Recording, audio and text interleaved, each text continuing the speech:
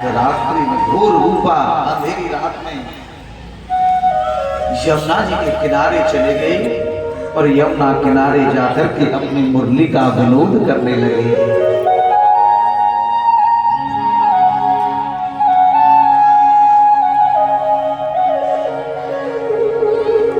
जैसे गोविंद ने अपनी मुरली को बजाया, एक बड़ी विचित्र बात है क्या कि मुरली है एक और मुरली बजाने वाला है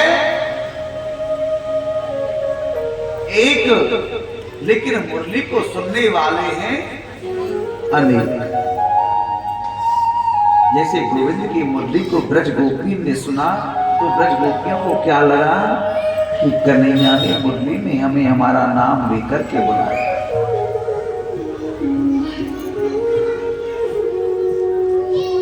जैसे गोविंद की मुरली को सुना, जिस गोपी ने साहब दौड़ लगा दी इससे मिलने के लिए। जो गोपी जिस काम को कर रही थी ना जी, एक गोपी स्नान कर रही थी। जैसे गोविंद की मुरली को सुना, लहंगा पहनना भूल गई, साड़ी पहनी और दौड़ पड़ी कृष्ण से मिलने के लिए।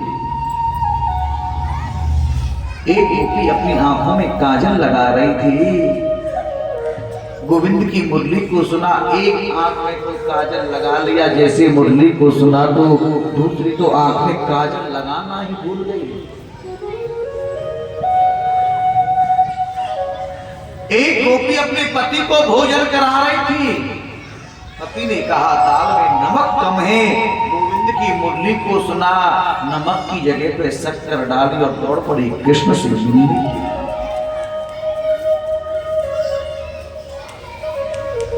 एक गोपी ने अपने बच्चे को गोद में बिठा कर के स्तनपान करा रही थी, दूध पिला रही थी। गोद से छोड़ा उतारा, दौड़ पड़ी कृष्ण से मिलने के लिए।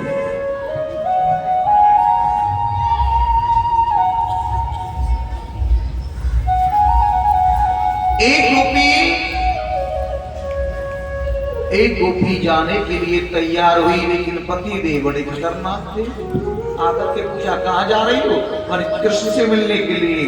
तुरंत गोपी का हाथ पकड़ा, कमरे में डाला और कुंडी लगाई, ताला लगा दिया। बोले हम नहीं जाने देंगे।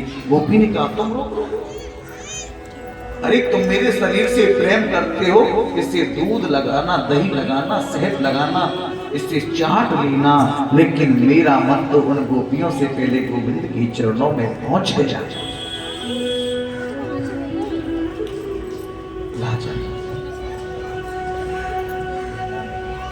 जैसे गोपी जब यमुना किनारे मेरे गोविंद के पास पहुंची तो मेरे गोविंद गोपियों को देखकर के गदगद हो गए। जब गोपियों को देख करके गदगद हो गए, गोपियों का झुंड देखा, लेकिन मेरी गोविंद ने एक पांव को उठाया और पांव उठा करके कहने लगी, एक गोपी एक बात बताओ, आप इतनी अंधेरी रात्रि, घोर रूपा रात्रि, आप निर्जन वन में चली आई, क्या आपको डर नहीं लग रहा? आपको ये नहीं पता कि यहाँ कितने कितने बड़े जीव हिंसक रहते हैं? जाओ, लौट जाओ, अपनी पत्नियों को, अपने बच्चों को छोड़ करके आ गए। जाओ, एक काम करो, लौट जाओ, जाकर चलो घर जाकर के अपनी पत्नियों की सेवा करना, अपने बच्चों की देखभाल करना। जैसे गोपियों को लौटने की बोला तो राजा परीक्षित ने सुखदेव जी से कहा, गुरुदेव ये बात मेरी समझ में नहीं आई। भगवान ने मुरली में नाम लेकर के गोपियों को बुलाया और फिर कह रहे लौट जाओ, ये क्यों? कैसा?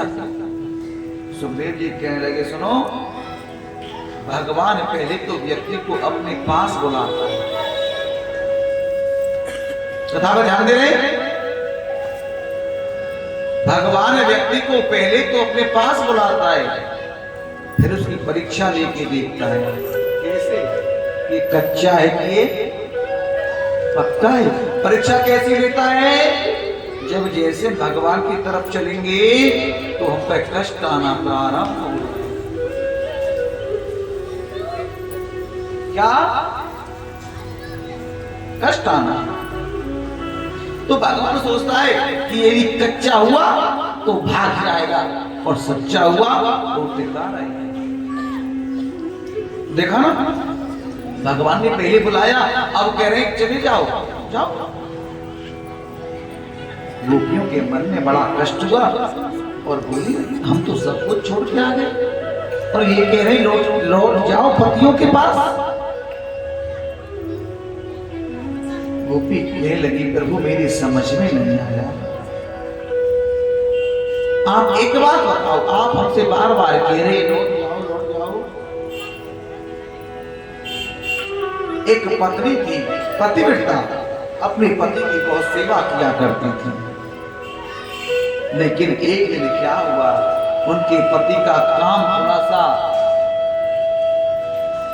बंद हो गया और अपनी पत्नी से कहने लगा देवी अब हमारा यहाँ गुजारा नहीं होगा, हमको दूसरे थोड़ा सा नगर में जाना। तो पत्नी ने कहा आप चले जाओगे तो मैं तो आपके बगैर भोजन नहीं करती। पति देव ने एक जाकर के अपनी फोटो कराई, एक इतनी बड़ी तस्वीर लाकर के दी और कहा कि आप इसकी सेवा करना। पति देव परदेश चले गए और पत्नी फोटो की बहुत सेवा करती है। लेकिन एक दिन क्या हुआ महाराज, ये गोपी प्रश्न कर रही है किससे? भगवान कृष्ण से। ये गोपियों ने प्रश्न कर दिया महाराज पति परदेश चले गए और अचानक उनका आना हो गया। उसी समय वो पत्नी अपने पति की फोटो की सेवा कर रही है और पति द्वार पर आकर खड़े हो गई। कहने लगे देवी गेट खोलो, हम आ गए। देवी गेट खोलो, हम आ गए। अब बोलो जी क्या करना चाहिए? अरे गोपाल परवार बोलो, अब क्या करना चाहिए? गेट खोलना चाहिए या पूजा छोड़नी चाहिए? गेट खोलना चाहिए। इधर वालों क्या करना चाहिए? पूजा करनी चाहिए, गेट खोलना चाहिए? है? पूजा आप बोलोगे कुछ? आप बोलोगे क्या करना चाहिए? आप बोलोगे नहीं कुछ? आप बोलोगे कुछ? चश्मा वाली माँ जी कुछ बोलोगे? कुछ तो बोलो, क्या करवाऊं? पूजा करनी चाहिए, बहुत अच्छा। एक बात बोलो, भगवान ने कहा जब सच्चे के पति आ गए हो तो फिर कागज की क्या सेवा करना? 0 0 1 नहीं 2 डबल 0 12 जब सच्चे के पति आ गए हो तो फिर फोटो की सेवा क्या करना साहब? भगवान ने कहा, गोपियों ने कहा, बोल दिया, आपके मुखारविंद से निर्णय हो गया। लेकिन एक बात बताओ महाराज, वो शरीर के पति हैं, वो शरीर के पति हैं। किसके पति हैं? अगर आज उनके साथ विवाह किया, कल वो मर गए तो विधवापन देखना पड़ता है। लेकिन आत्मा का पति कौन है?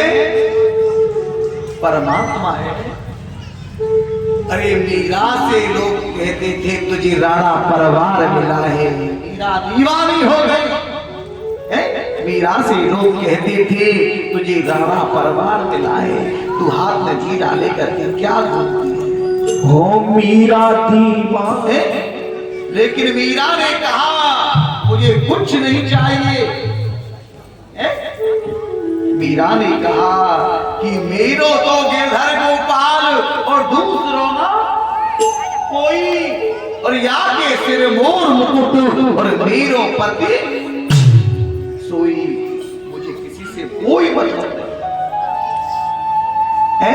मुझे नहीं रहना है राणा, मैं तो चली वृंदावन राणा।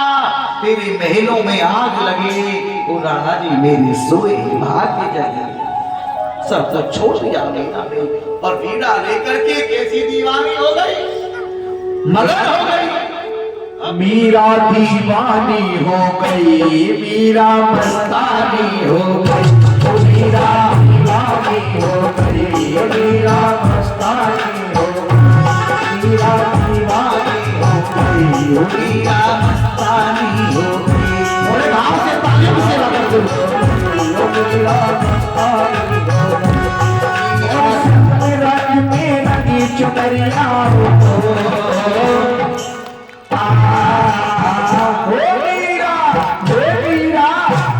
मीरा दीवानी हो गई, मीरा मस्तानी हो गई, मीरा दीवानी हो गई, मीरा मस्तानी हो गई, मीरा दीवानी हो गई, मीरा मस्तानी हो गई, मीरा दीवानी हो गई, मीरा मस्तानी हो गई। वो शान रंग में रंगी चुनरिया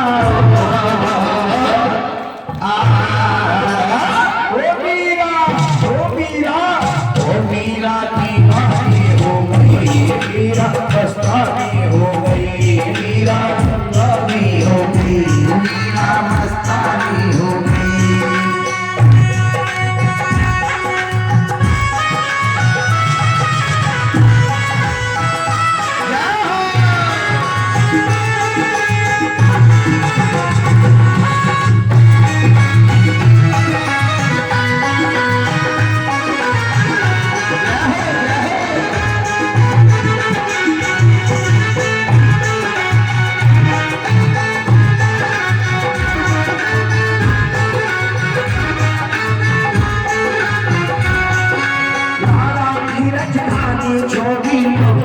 सब छोड़ी राणा की राजधानी छोड़ी, लोग लाज सब छोड़ी, राणा की राजधानी छोड़ी, लोग लाज सब छोड़ी, राणा की राजधानी छोड़ी, लोग लाज सब छोड़ी।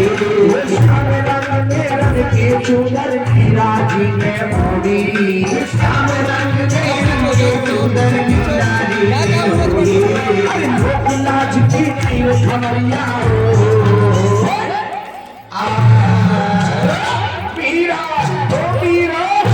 मीरा दीवानी हो गई, मीरा मस्तानी हो गई, मीरा दीवानी हो गई, मीरा मस्तानी हो गई।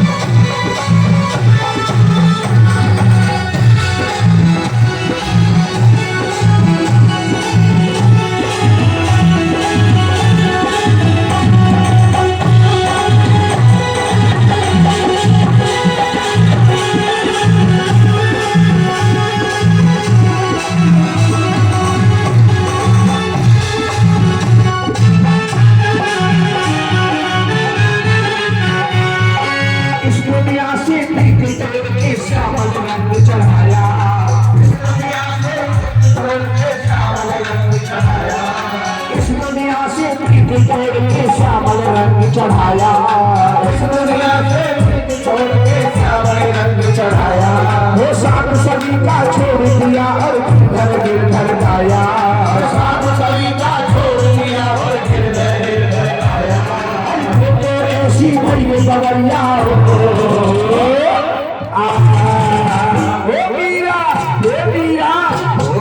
दीवानी हो गई, मीरा मस्तानी हो गई, मीरा दीवानी हो गई, मीरा मस्तानी हो गई।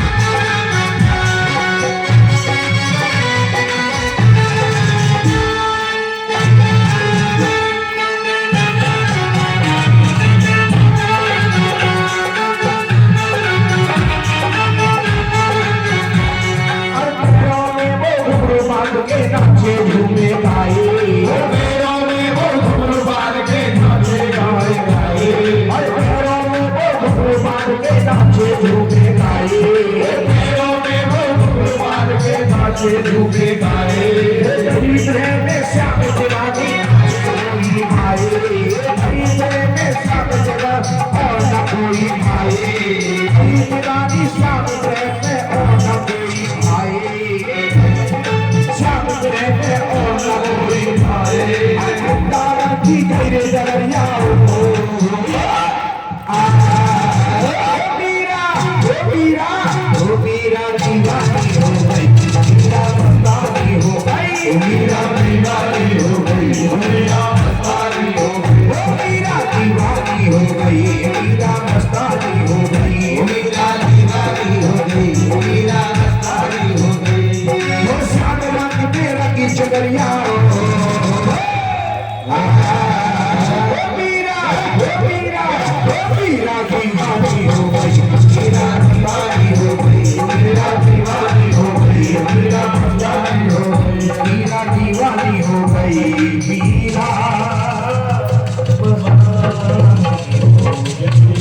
मीरा से कहा था तुझे राणा परमार मिलाए, तू क्या मीरा हाथ में लेके घूमती है? लेकिन मीरा ने कहा, मीरा क्या बोली, मुझे राणा परमार से कोई मतलब नहीं। मेरा पति कौन है? जाके सिर पर मोर उठे। अरे ऐसे पतियों से क्या फायदा?